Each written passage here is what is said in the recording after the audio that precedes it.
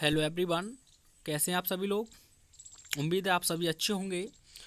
तो आपको मैं सिंथेसिस पोर्शन में जो प्रीवियस ईयर पूछे गए क्वेश्चंस का सॉल्यूशन करा रहा हूं।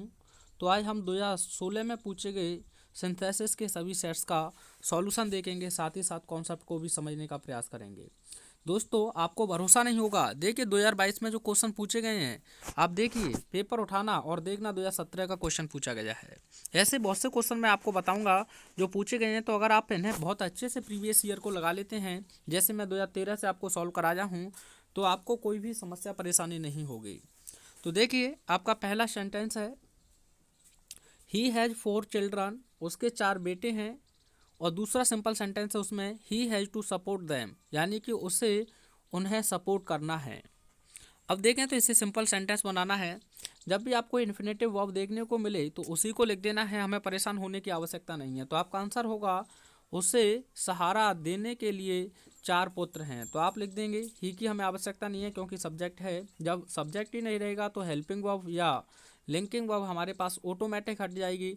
और देम किसके लिए आ जाए, चिल्ड्रनों के लिए, तो इसे भी हटा देंगे। तो आपका आंसर होगा सिंपल सेंटेंस में ही हैज़ 4 चिल्ड्रन टू सपोर्ट।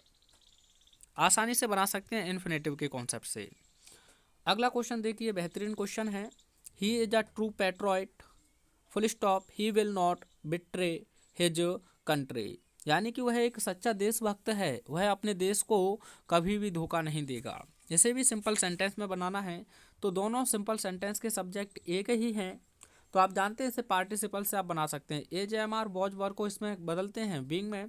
तो आपको यहाँ से ही हटा देना है, आप एज को लगाएंगे बीइंग में, लिखना होगा आपको being a true patriot. A true patriot, उसके बाद कॉमा लगाकर एच स्मॉल हो जाएगा और लिख देंगे he will not betray his country. Answer होगा being a true patriot comma he will not betray his country, यानी कि एक सच्चा देशभक्त होते हुए वह अपने देश को कभी धोखा नहीं देगा। आसानी से बना सकते हैं। अगला क्वेश्चन देखिए, जहां कॉन्सेप्ट बनेगा मैं डिटेल में लेके चलूंगा। ही इज अ डुल प्यूपिल, वह एक नीरस शिष्य है। He will is very regular, वह बहुत नियमित है। अब दोस्तों, इसमें विरोध बताया गया है। जैसे कोई लड़की आपको आमंत्रित करे और आप वहां ना जाएं तो क्या है, विरोध, क्योंकि उसने बुलाया है तो आपको वहां जाना चाहिए। लेकिन वह नीरस जरूर है, लेकिन फिर भी क्या है, वह नियमित है। अगर वो नीरस है तो इसका मतलब अनियमित होता तो हम यहाँ कोई अलग कंजंक्शन लगाते। लेकिन जैसे ही आपको कॉन्ट्रास्ट देखने को मिले और कंपाउंड बनाना है तो आप वट का ही यूज करते हैं। दोस्तों, किसका यूज करते हैं, वट का। He is a dull pupil but, H small हो जाएगा, ही इज वेरी रेगुलर, यानी कि वह एक नीरस शिष्य है लेकिन वह बहुत नियमित है। जैसे आपसे कह दिया जाए, आप इसका आंसर बनाएंगे ही is poor, he is poor full stop he is happy, he is happy. अब इसमें भी कॉन्ट्रास्ट आप ध्यान से देखें तो वह गरीब है, तो इसका मतलब उसे दुखी होना चाहिए, लेकिन इसमें कहा गया है कि वह खुश है। तो इसका भी अगर आप कंपाउंड बनाएंगे तो कैसे लिखेंगे, he is poor but he is happy. आसानी से बना सकते हैं।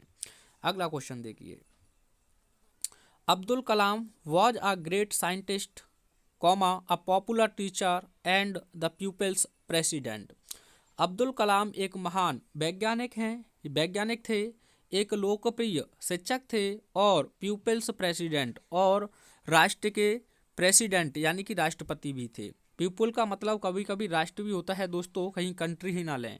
उसके बाद अगला सेंटेंस है इसमें, इट इज ट्रू, यह सही है।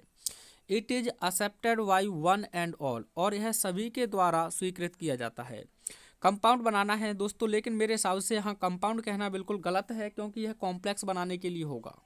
क्या होगा, कॉम्प्लेक्स। अगर आप अनसॉल्व पेपर हटाएंगे 2014 का तो उसमें आपको कॉम्प्लेक्स बनाने के लिए कहा गया है। शायद हो सकता है एक्सीलेंट में मिसप्रिंट हो, तो मैं इसे कॉम्प्लेक्स में ही आपको पहले बनाकर दिखाऊंगा।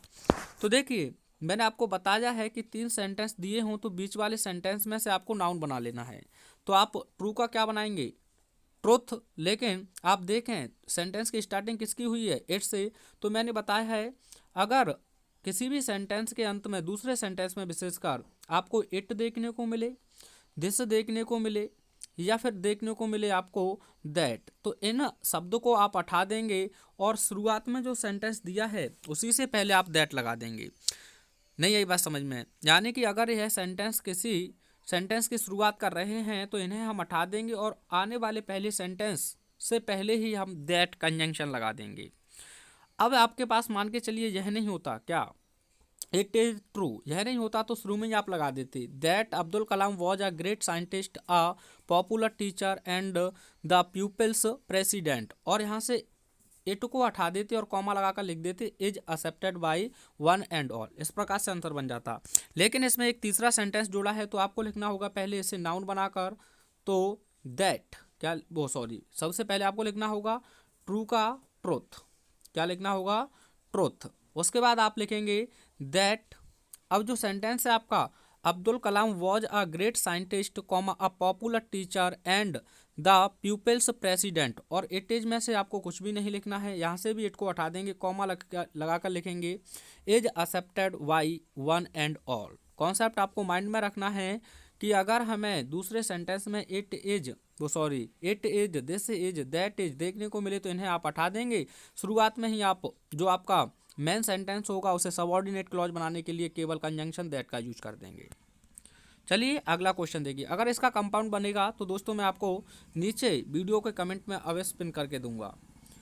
अगला क्वेश्चन है he saw a small child swimming so adeptly, यानी कि उसने एक छोटे से बच्चे को इतने चतुराई पूर्वक तैरते हुए देखा, ही वॉज ओवरजॉयड एट ऑल और एट इट, और वह इसे देखकर ओवरजॉयड हो गया यानी कि भाव विभोर हो गया। तो आप देखें दोनों सेंटेंसेज के जो सब्जेक्ट हैं वह एक ही हैं, तो आप इसे पार्टिसिपल से बना सकते हैं। तो आप सब्जेक्ट हटाएंगे, सौ का फर्स्ट फॉर्म लिखेंगे तो हो जाएगा सीइंग यानी कि देखकर। अब उसके बाद लिख देंगे seeing a small child swimming so अडेप्टली। उसके बाद आपको लगा देना है कॉमा, एच यहाँ आपका स्मॉल हो जाएगा, he was overjoyed at it को आप हटा देंगे।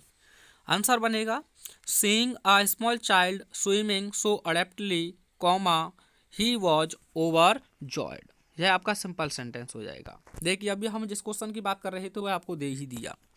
ही इज इंटेलिजेंट, वह होशियार है, स्टडियस पढ़ाकू है, and has a generous mind, और उसका एक जनरस मस्तिष्क भी है, it is known to one and all. इसका आपको क्या बनाना है दोस्तों, कॉम्प्लेक्स सेंटेंस तो मैंने बताया। यहाँ अगर आपको दूसरे सेंटेंस में इट देखने को मिले, इसके स्थान पर हो सकता था दैट हो सकता था दिस हो, तो ऐसा देखने को मिले तो आपको शुरुआत सेंटेंस में ही क्या लिख देना है दैट।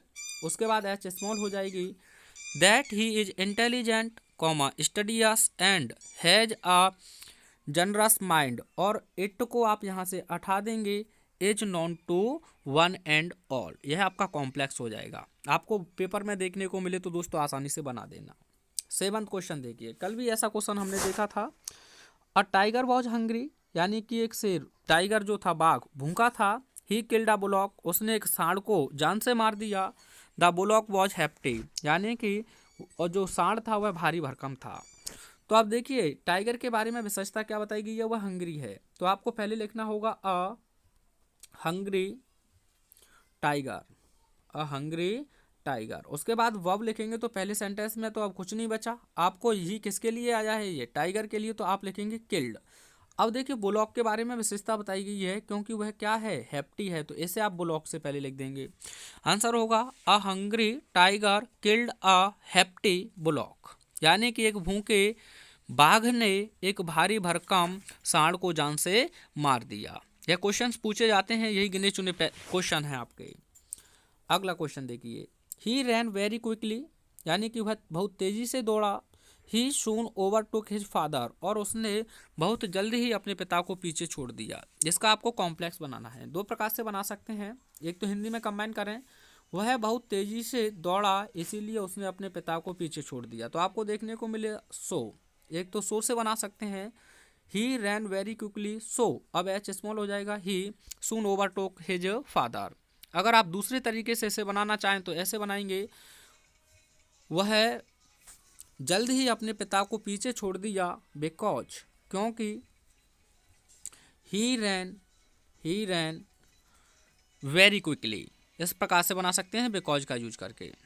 अगला क्वेश्चन देखिए, यह क्वेश्चन काफ़ी अच्छा भी अगर मुझसे पूछें तो तुम that animal may be a fish, यानी कि वह जानवर एक मछली हो सकता है। इट मे बी अ सरपेट, और वह एक सरपेट भी हो सकता है। It must be one of them, यह उनमें से अवश्य ही एक होगा। एक मिनट रुक। तो यहाँ आप ध्यान से देखें तो इस सेंटेंस का तो कोई मतलब ही नहीं है, इसे आप हटा दें। अब आपको बनाना है कंपाउंड सेंटेंस। अब आपको यहाँ बताया गया है कि संदेह है, या तो यह हो सकता है या वह हो सकता है। तो या तो तुमने या तुम्हारे भाई ने मेरी किताब चुराई है, तो किसका यूज करते हैं, ईदर और का। तो आप लिखेंगे दैट एनिमल। अब यहाँ आपको इज लिखना होगा। That animal is either a fish और अ सरपेट। इस प्रकार से आपका एक कंपाउंड हो जाएगा, यानी कि वह जानवर या तो एक फिश है और या फिर एक सरपेट है। आई होप आपको आसानी से बना होगा। ये क्वेश्चंस देख के जाना है आपको अच्छे से, और एक बार अपने आप भी करना है। अगला क्वेश्चन देखिए, he is going to some place. अब आपको ध्यान रखना है, जैसे उसने प्लेस की बात की दोस्तों, तो आपके माइंड में आ जाना चाहिए जो कुछ भी बनवाए आपका कंजंक्शन, खासकर वेयर आना चाहिए कॉम्प्लेक्स सेंटेंस में। क्या आना चाहिए, वेयर। अगर प्लेस की जगह पर टाइम होता तो आप वैन का यूज करते। इन छोटी छोटी चीज़ों को आपको माइंड में कर लेना है। अब पढ़ते हैं अगले सेंटेंस को। देखिए, नो वन नोज इट, और इसे कोई नहीं जानता है। जिसमें आपको प्लेस और टाइम देखने को मिले तो उस सेंटेंस को आप बाद में लिखें। तो सबसे पहले आप लिखेंगे no one knows, no one knows, यानी कि कोई व्यक्ति नहीं जानता है। उसके बाद आप लिख देंगे वेयर, कि कहाँ। उसके बाद आपको सब्जेक्ट लिखना है। तो क्या है सब्जेक्ट आपका, ही is going, he is going, यानी कि कोई व्यक्ति नहीं जानता है कि कहाँ वह जा रहा है। अब जो आपका सम प्लेस आया है इसे आप हटा देंगे। आंसर क्या बना, no one knows where he is going. Simple है, आपका कॉम्प्लेक्स हुआ। अगला क्वेश्चन देखिए, I saw a man full stop he was blind. मैंने एक व्यक्ति देखा वह अंधा था। अगर इसका कॉम्प्लेक्स आपसे कहता तो मैंने आपको कल भी बताया, इस मैन के लिए इसी को यहाँ सब्जेक्ट के रूप में आप लिख देते हु, और एज को सॉरी ही को हटा देते। आंसर होता आपका कॉम्प्लेक्स में आई saw a man who was blind. यह तो आपका कॉम्प्लेक्स हो जाता, लेकिन वह सिंपल की कह रहा है। तो आप देखिए, यह मैन ही दूसरे सेंटेंस में सब्जेक्ट है, इसकी आवश्यकता नहीं है, वॉज की आवश्यकता नहीं है। तो इसके लिए आपको ब्लाइंड एक एडजेक्टिव है जो मैन से पहले लिख देना है। तो आप लिखेंगे आई सॉ अ ब्लाइंड मैन, मैंने एक अंधा व्यक्ति देखा। यह सिंपल हो जाएगा दोस्तों। क्या हो जाएगा, सिंपल। अगर कॉम्प्लेक्स बनाना होता तो आप ही की जगह पर हु लिख देते। अगला क्वेश्चन देखिए, द बॉय वॉज पनिश्ड, यानी कि उस लड़के को दंडित किया गया। द बॉय वॉज फाइंड, और उस व्यक्ति को जुर्मानित भी, यानी लड़के को जुर्मानित भी किया गया। कंपाउंड बनाना है। तो दोनों सेंटेंसेज का सब्जेक्ट एक ही है, तो कंपाउंड में एक ही रखना होगा। इसमें दो जो मैन वर्ब हैं वह अलग अलग हैं। तो अलग अलग हैं तो आप यहाँ से इन्हें हटा देंगे क्योंकि इनकी कोई ज़रूरत नहीं है। तो आप एज वेल एज से जोड़ सकते हैं, एज वेल एज, यानी कि the boy was punished as well as fined, यानी उस लड़के को दंडित करने के साथ साथ जुर्मानित भी किया गया। आप एक और कंजंक्शन लगा सकते हैं, द बॉय वॉज।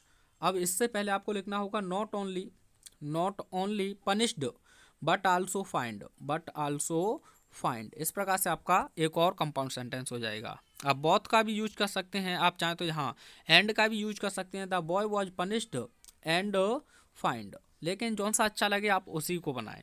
अगला क्वेश्चन देखिए, he was ruined by gambling, यानी कि वह जुए के द्वारा क्या हो गया है, रूइंड, बर्बाद हो गया है। हिज रूइन वॉज कंप्लीट, और जो उसका नष्ट होना है वह पूर्ण था। तो आप देखिए, रूइंड में से यह नाउन बना दिया गया है रूइन, और हिज ही के लिए रखा गया है, तो इनकी ज़रूरत नहीं है। तो एडवर्ब का यूज करके बनाएंगे इसे। जब भी आपको हेल्पिंग वर्ब देखने को मिले तो एडवर्ब को उसी के तुरंत बाद लिखते हैं। तो कंप्लीट का पहले बनाना होगा कंप्लीटली। अब इसे लिख देंगे आप वॉज के बगल में। He was completely ruined by gambling, यानी वह जुए के द्वारा पूरी तरह से नष्ट हो गया है। तो ऐसे क्वेश्चन बहुत कम देखने को मिलते हैं। आज का अंतिम क्वेश्चन देखिए, do you want to see the film stars of India, क्या आप भारत के फिल्म स्टार्स को देखना चाहते हो। Then you must go to Mumbai, तब आपको अवश्य ही मुंबई जाना होगा। तो यहाँ एक कंपल्सन को शो किया गया है। कंपल्सन को शो करने के लिए आपको इफ़ का यूज करना है। तो शुरू में लिखेंगे आप इफ़, डू को आप हटा देंगे। If you want to see the film stars of India, यदि आप भारत के फिल्म स्टार्स को देखना चाहते हैं, क्वेश्चन मार्क को हटाएंगे, देन को हटाएंगे, क्योंकि इफ़ और व्हेन के साथ देन कभी नहीं लिखना होता है। तो आप लिखेंगे कॉमा, आगे जोड़ देंगे you must go to Mumbai, यह कॉम्प्लेक्स सेंटेंस हो जाएगा। आई होप एक बार अपने आप से प्रैक्टिस अवश्य करें दोस्तों। अगर कोई भी समस्या है तो वीडियो के कमेंट में लिख सकते हैं। मिलते हैं नेक्स्ट वीडियो में। Thanks for watching.